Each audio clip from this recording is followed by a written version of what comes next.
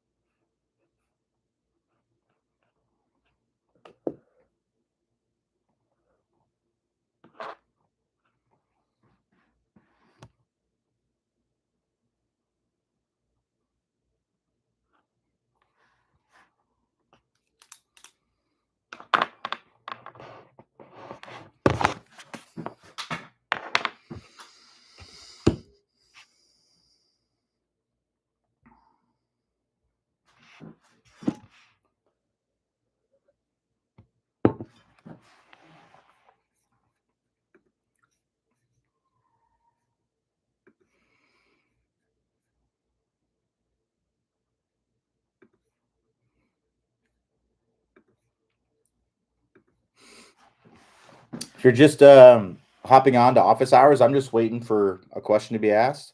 Let me refresh this again just to make sure there's not questions in there and I'm just not seeing them. Yeah, so not seeing any questions. So if you got your questions, now's a good time to ask. If not, no worries.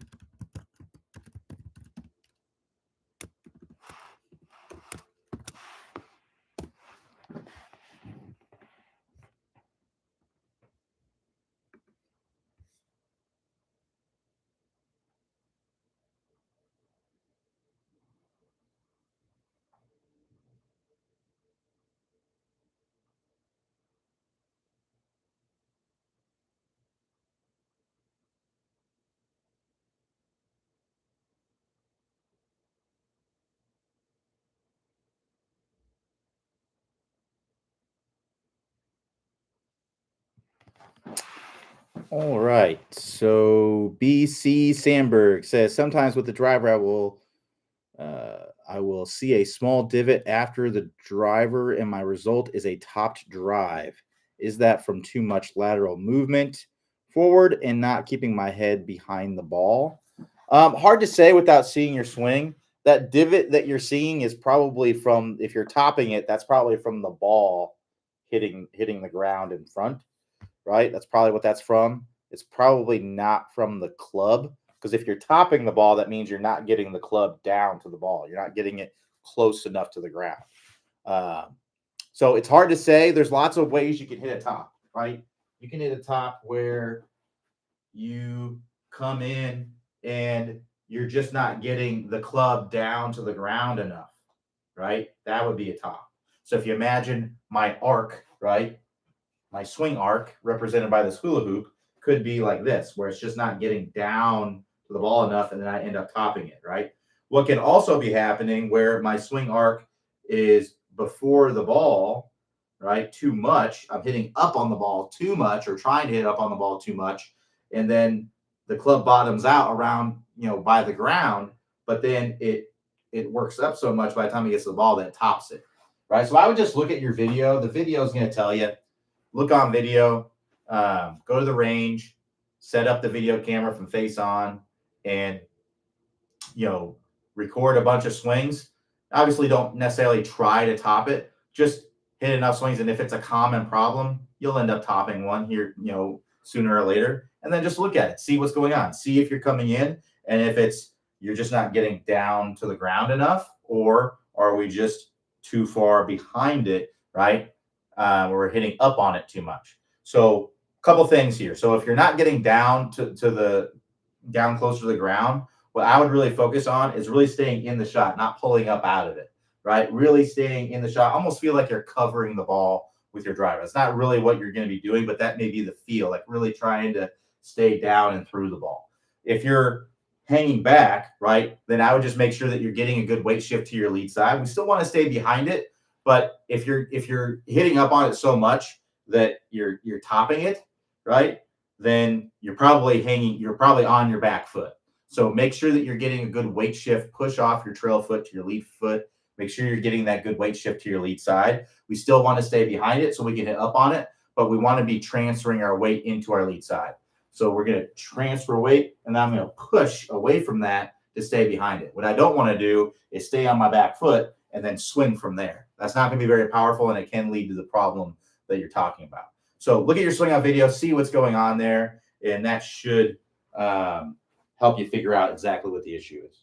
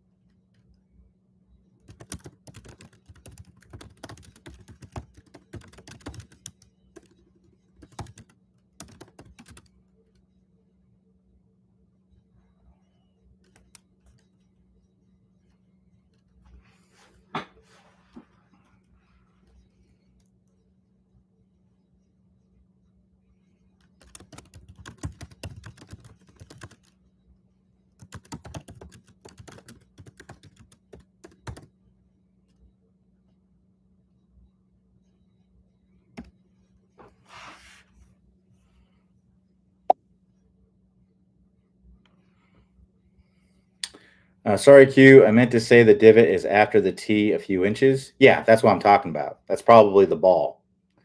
I look. I will look at the video of my swing, but if corrected question causes you to comment again, I'll listen. Thanks. Yeah. So it's just, yeah. I mean, a top shot is a top shot, regardless of what the divot is.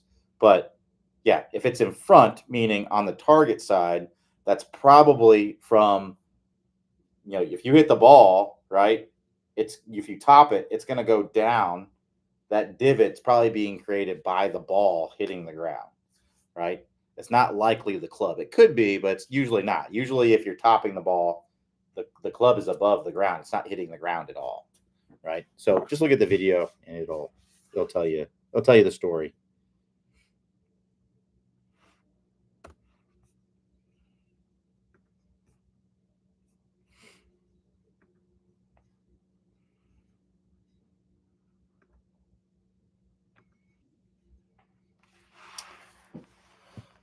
All right, so booth pay, and real quickly, if you don't want to have your email show up on the chat, when you go to log into the chat, don't put in your email. That's not, it asks for your first name, last initial.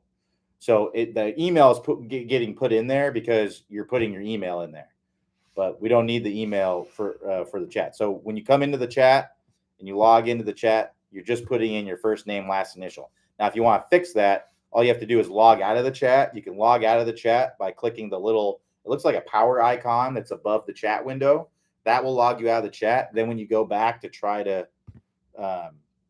type something in the chat again, it will prompt you to log in. When you log in, you're just logging in with your first name, last initial, but that's only if you care about your email not being on there. So Booth Perry says, working the stable fluid spine, but it's hard to get the reps in when I tend to hit the ground first and it leads to right forearm pain. Should I stop working through the system and working on hitting behind the ball, or if keep it working through the system, it will eventually get corrected? So continue to work through the system, but we need to more than likely clear up a misconception that I think a lot of people have when they're trying to keep the spine angled away, right? So the stable fluid spine, we want to have our spine angled away from the target. We want to remain angled away from the target about the same amount at the top. And then when we come into contact, we're going to get more angled away from the target. So what I see a lot of people do, and I'm guessing this is what you're doing in an effort to get more angled away, what's happening is you're just hanging back. And that's what's leading to hitting the ground behind the ball, right? So you're probably just going like this, right? So what we want to do is we want to make sure that we're shifting our weight forward. The hips go forward. That's part of how we get the spine more angled away, is that the hips move forward. So at address, if you were to draw a line straight up, from the outside of my ankle, my hip is set in. But when I get to impact, my hip is basically right in line with that, right? Because that's going to get my compression line more, straight up and down, or just slightly angled away. But that's what allows me to get that gets my hips forward, right? So that's what we want to make sure that we're doing, is we're getting our hips forward. The other thing that might be going on is you might be swinging too much from the inside. So when we get more spine angle, a lot of times that can help you to swing more from the inside, right? Imagine if you were like this, right? You're going to swing more from the inside much more easily, right? So, before you may have had a spine angle that was like this, but you were still swinging from the inside. And then we get a spine angle like this, and now we're just swinging away from the inside. So that'd be another thing that I'd be looking at, is to make sure you're not swinging too much from the inside. That's really it. So we're still working on the stable fluid spine, but make sure that we get a good weight shift forward. We're still getting our spine angled away, but we're getting our body forward, so that way we can get the ball first contact.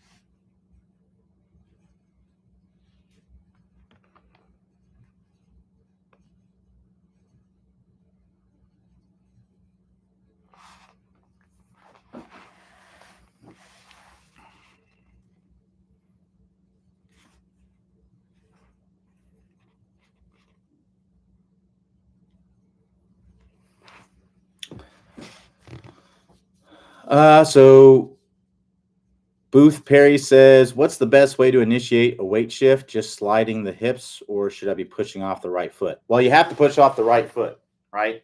That's the only way you're going to get your hips forward, right? So shifting into my trail side, start my backswing. As I get up to the top, I'm going to start shifting into my lead side. I'm pushing off on my trail side to move into my lead side. That's going to push my hips forward and allow me to get a good weight shift from the allow me to get a good weight shift. One drill or one way that you can kind of get this feeling is to do the step drill. So with the step drill, you start with your feet together. You throw the club back. As you throw the club back, you're going to step forward. So it'll look like this, right? Right. So that's getting my momentum moving forward. And then when I land, that's when I'm going to start my downswing and come all the way around to a full finish. So do the step drill just in practice swings, and then do a normal stance swing where you're replicating the same weight shifts, right? And then once you're able to do that, then do that with the ball.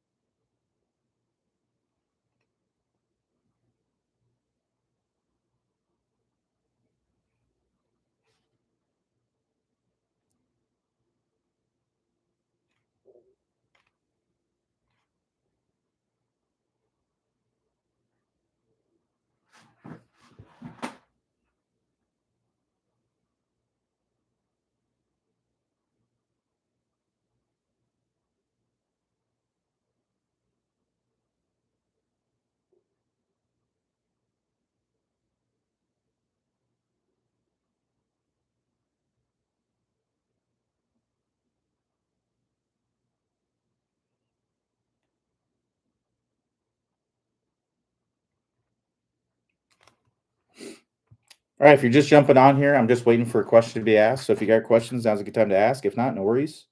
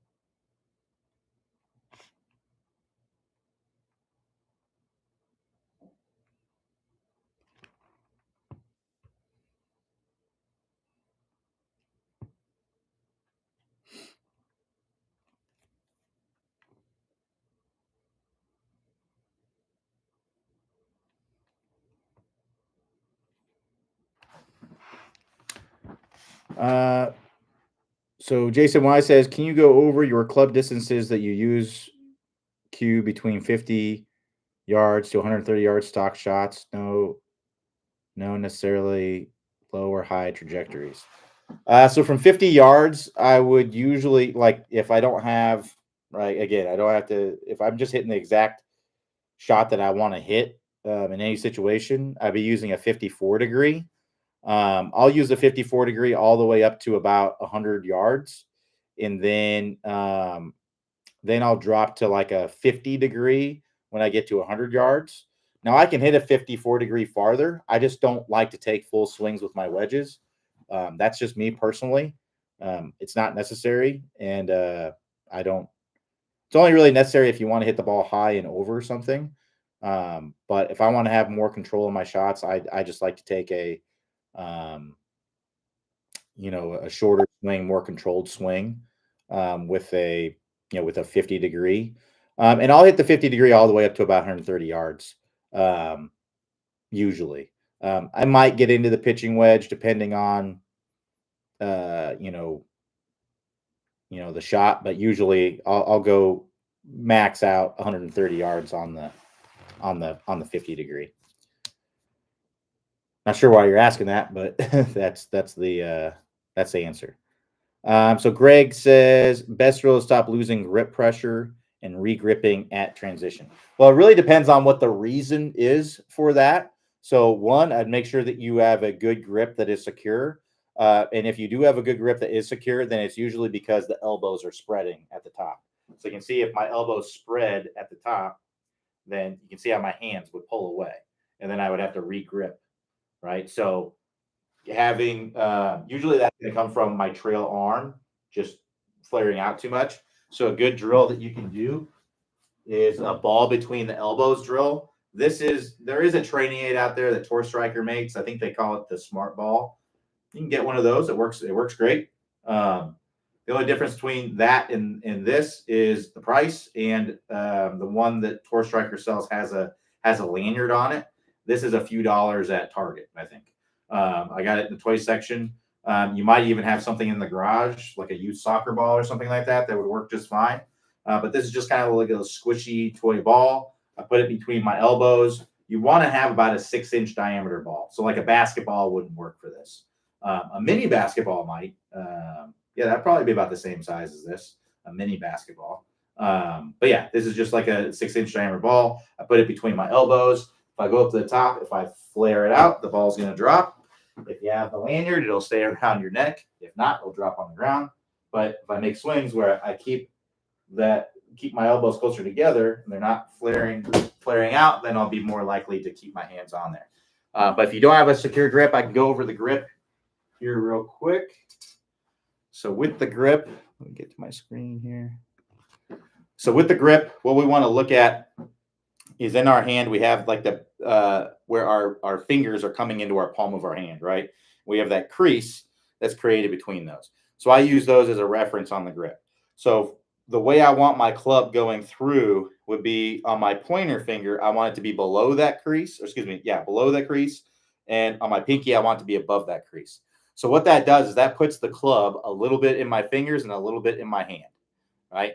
Because if I have it all in my fingers like this, where it's all below the crease, well, then when I get on top here, I'm going to have a long thumb, which is going to make things not secure. The club's going to want to move around. And also I'm going to have gaps. I'm not going to have a good secure hold on that grip. If it's too much in the hand, then if it's like that, again, I'm going to have gaps. I have gaps right here. I'm not going to have a good secure hold on the grip. And also I'm not going to be able to hinge very well because the club is like in the lifeline of my hand. That's great for putting, right? But not good if we're trying to get, trying to swing and get a decent amount of speed. So again, below the pointer, above the pinky. And this is whether you have a strong, weak, or neutral grip. It's just going to be, if I have a weak grip, it's going to be more on the side of the grip like that. If I have a stronger grip, I'm just going to have my hand more on top. It's the same thing. It's just going to be more on top. It's going to be more like that, right? So if I hold my hand like that, it's still there. It's just where I'm more on top of the grip, right? So you can see how that would be a stronger grip, right? And whichever one works the best for you, that's the one you want to use. I think most golfers are going to benefit better from having a stronger grip because most golfers tend to struggle with getting the club face closed enough. They tend to leave the face too open. So having a stronger grip makes that a lot easier. So after that, we're going to wrap our hands on there. We're going to wrap our fingers on there. You can see if I hold it like that, I have my fingers nicely spread out onto the grip here. I don't have any big gaps in here. It's nice and secure. I'm going to have my thumb here close to my hand. I don't want to have a big gap right there because, again, that's going to make things insecure. I want to have my thumb close to my hand. That's going to make things nice and secure there. And then with my trail hand, again, it does not matter whether you have an interlock, an overlap, or a 10-finger grip. You use what works best for you. I personally prefer the interlock grip. That's what I've used. I entertained an overlap grip for a little while. I don't know why I did. I ended up going back to the interlock eventually. But interlock is good. 10 fingers totally fine. There are tour players that have 10-finger grips. Don't listen to anybody who tells you can't have a 10-finger grip. I would generally recommend if you have the strength to do so to have an interlock and overlap. It just helps the hands to work a little bit better. But if you're more comfortable with the 10-finger grip, then by all means, go ahead and do so. I think it can also be beneficial for kids to have a grip like that. Anybody who lacks strength, right? So, if we got some arthritis, we're not able to put as much force in the handle, 10-finger grip may be a better option for you, right? So use whatever grip works the best for you. And then as far as how your trail hand goes on there outside of the interlock, overlap, all that stuff, what I would look at is on your trail hand, you're going to have the meaty parts of your hand, right? You're going to have the thumb pad and you're going to have the heel pad. If you squeeze those together, you're going to get a crease. That crease is either going to go on top of your lead thumb or on the side of your lead thumb. How do you know which one you should put it on? Well, if you struggle to get the club face closed, like I talked about, a lot of golfers struggle with, I recommend having it more on the side because it's going to make it easier to get the club face closed. If you're someone who struggles to get the face open enough, you tend to have it too close. Then having it more on top, a la like a Rory McIlroy, would be a good thing for you to do. So it really just depends on your issues in the swing, right? If you have an issue in the swing. So if you don't have an issue, just choose which one is the most comfortable for you. And if that allows you to get the ball flight and everything you're looking for, then by all means. But those would be the things I'd be looking at if you're re-gripping the club. So Todd says, Q, any good drills, tips for syncing up your arms and the hips in the iron swing? Yes, we go over this in the, I believe it is the, let me check here. Bear with me here. I always forget what section it's in.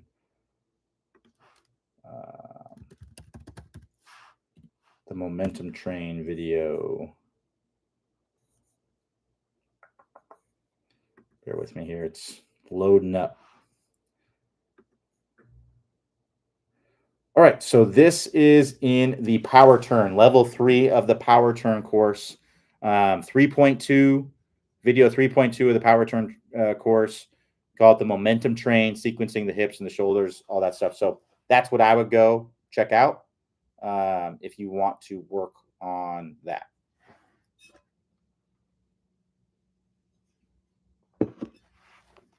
To get to that, you can go to the instruction tab, then you go to the Top Speed Golf system, then you go to the power turn course, and then from the power turn course, you can see the levels on the right-hand side, and you'll see level 1, level 2, level 3. Go to level 3, video 3.2. Or you can also search momentum train.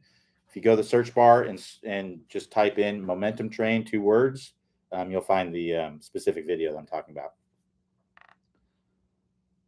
Roy K says, my divots are deeper on the toe. Any suggestions? Yeah, got to get our hands lower, right?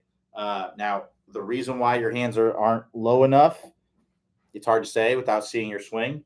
But if you want to have level divots, we got to get the hands lower. So if you're toe down, right, I can be coming into contact and be in my posture, and I can be like this.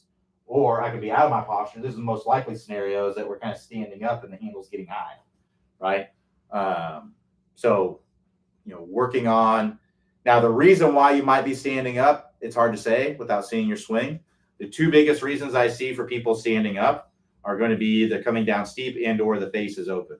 So if you come down steep like this, you may stand up to shallow out the club. Now you can see how my club is shallowed out, and I can swing that club from the inside. The problem is, because I've stood up, I'm going to have a high handle and I'm going to have toe down divots, right?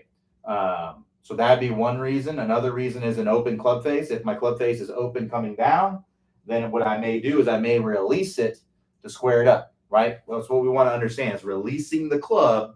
That is a means to get the club face from open to square. It's a closing mechanism, right?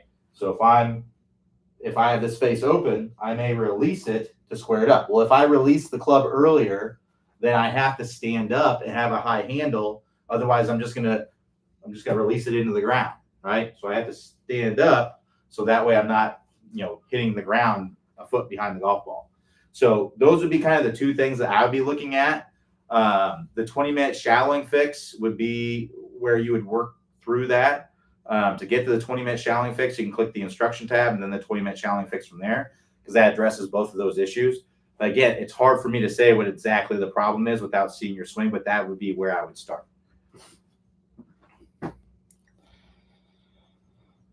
So Jason Y says, when do you start to hinge the wrist in your backswing, and should I be fully hinged before lead arm is parallel?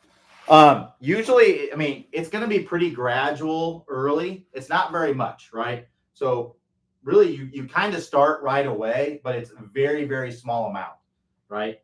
So when I start my backswing, when you start your backswing, you're hinging it up a small amount. It's only a few degrees, right? But you're hinging it up some. So if I bring the club to here, right, that is hinged a little bit. I've gone from there to there, right? So it's going to hinge a little bit as we bring it up. When you get the lead arm parallel in the backswing, it should absolutely not be fully hinged. If you're talking about in the downswing, that's when it's going to be fully hinged. But in the backswing, you want a more than 90-degree angle between your lead arm and the shaft. If you're less than that, then you're probably hinging too early. And the earlier you hinge, the earlier you're typically going to unhinge, right? There are some players that they hinge early and then kind of keep it, right? But generally what I see is most players who hinge it early will unhinge it early, right? So I would try to work toward, at club parallel to the ground. We just want to have our hands clear of our body. The club should be somewhere around hip level, right? So if we're here, we're hinging too early. I'm not even close to my hips yet. I want to be there. I've hinged a small amount, right? And then when I get to lead arm parallel, I want to have a more than 90-degree angle, or a more than 90-degree angle here. And then as I get up to the top, I'm going to continue to hinge, right? And I'm going to have about a 90-degree angle at the top, is what we see with most players. And then when we start our downswing, that's when we're going to get fully hinged. In the start of the downswing, that lead arm parallel position, that's typically where we see players having the most amount of hinge in their wrist. It's usually about that point in the swing. So that's where I'd be looking at, trying to get it.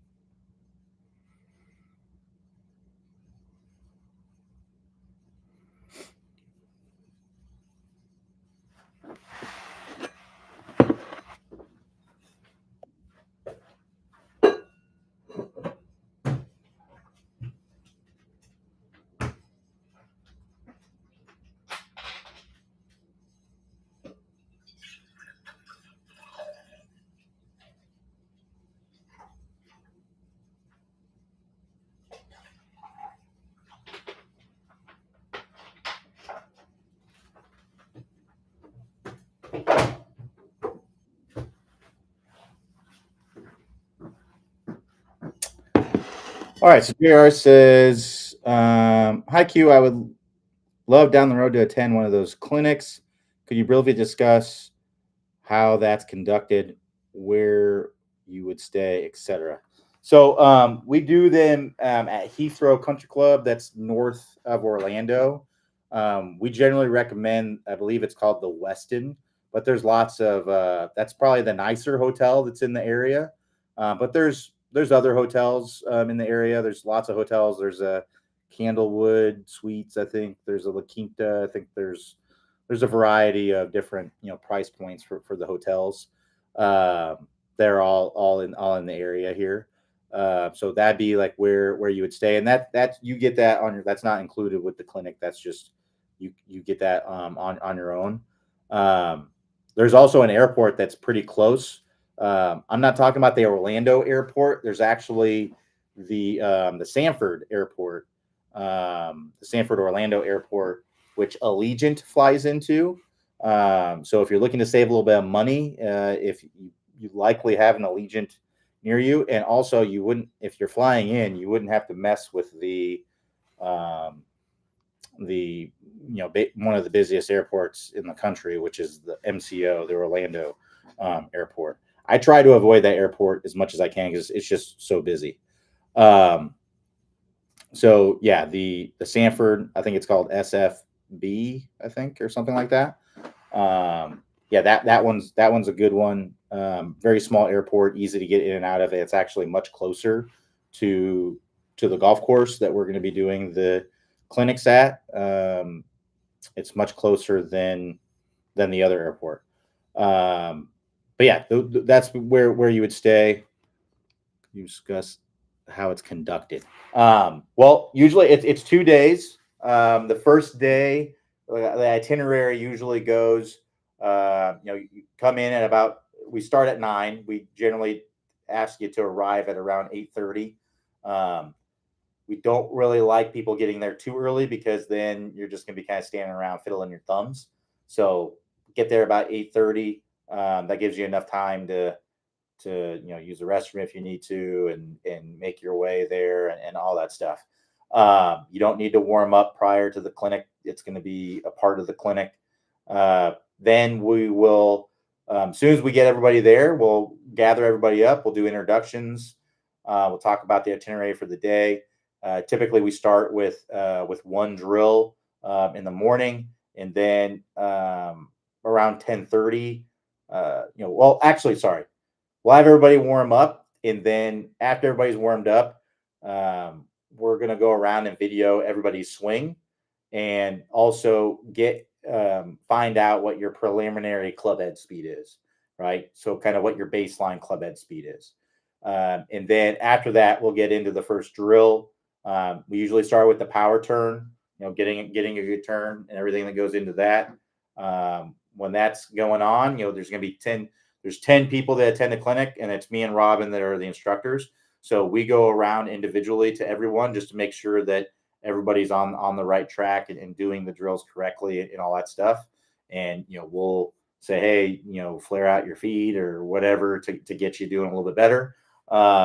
Just try to coach you up and try to get you on the right track. I'm at 10:30, 11 in that area. We go inside, and we have a little presentation that we do. It's an hour or so presentation, just kind of going over everything, and then kind of going over all the things that get you distance. And it's also a Q&A. People have questions, you can ask questions. At noon we do lunch. After lunch, we go back out and we do another drill. About 1 o'clock, from 1 to 2, we do another drill. Typically we do high hands, just trying to get more upright with the swing, see if that can get you more club head speed. Again, me and Robin go around individually with everybody to make sure that people are on the right track with that. And then afterwards at 2, you're welcome to go play golf. Golf is optional. It's a great golf course, fun golf course, challenging course to go play, but you're welcome to play golf. You can play golf until, I guess this time of year, you probably get more than 18 in.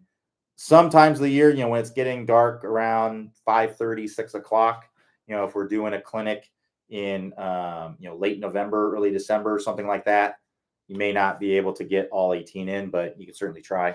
Depends on how fast you can play and how open the course is.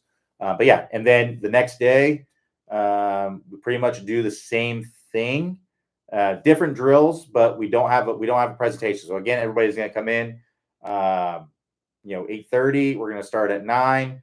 We don't need to do the baseline drills, but we're going to get into that first drill. We usually do like a weight shift drill, step drill, something like that. And then we'll take a break, and then we'll do another drill. We usually do a lag drill, just trying to get some lag in the swing. And then we'll take another break before we start the next drill. And then the drill after that, we'll do like an acceleration drill of some sort, like the half backswing, full follow through drill from the 20-minute distance fix. That's a drill that we often do. And then again at noon, we'll go in and do lunch. Sometimes the schedule is a little bit different. A lot of it depends on the weather. If we see that there's weather coming in, we'll kind of try and work out the schedule, based on that. We had a clinic last weekend, and they had a big tournament at the club, and they knew they were going to have a big group of players kind of getting done. It was a shotgun start, so they had a big group of players getting done at the same time, and they wanted us to kind of come in and do our lunch thing before they had that big rush. So we actually did lunch at 11 this time on Sunday or on Saturday instead of noon, which we usually do.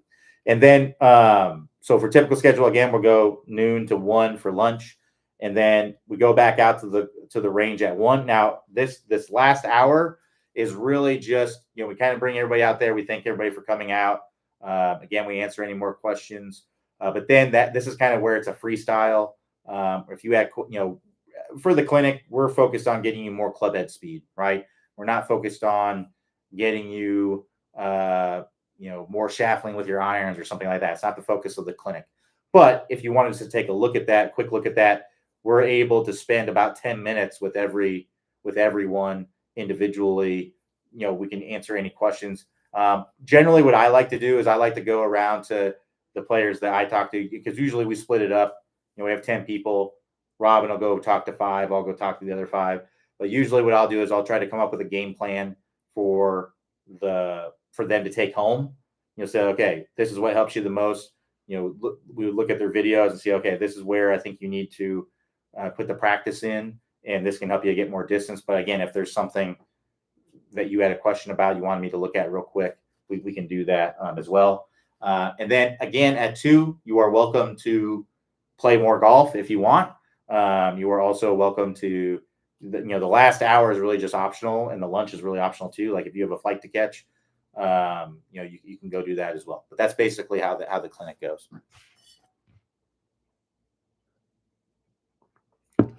So Jason Y says, can you explain when to go up a club or down a club when shooting uphill and downhill? Really, a lot of that depends on it's really, you have to learn by doing. A lot of that depends on the trajectory of your shots, right? So if you have a low trajectory, if you have a lot of shaft lean and you hit the ball really low, that's going to be much different than hitting the ball high, right?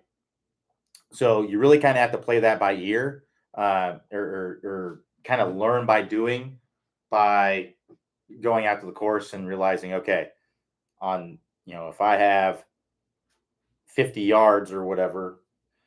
And what's also good is those the rangefinders that have the setting in there. Now, obviously, it's not tournament legal or whatever, but in your practice, you can certainly use it, and it'll tell you what the adjusted yardage is for the slope, right? So you can kind of get an idea from there, right? So you can see if you have a pin that's, so let's say you got 100 yards, but it's 50 feet, right, above your head, right? Well, you can, use the rangefinder and see what the adjusted slope is, and then you can kind of base it on that, and then that's a good place to start, and then you can kind of see, okay, if I'm 100 yards, it says the adjusted is 110.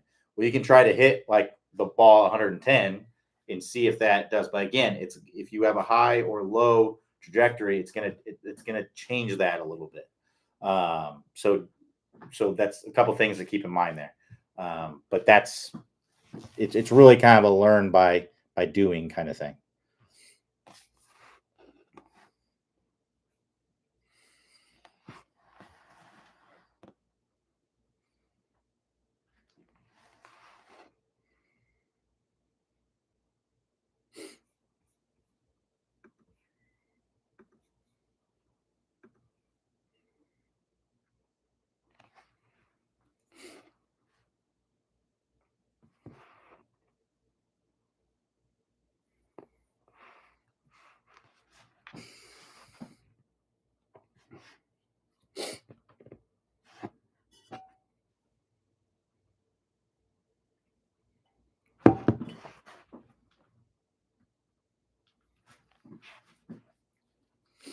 All right, we'll go ahead and wrap it up right there since we don't have any more questions.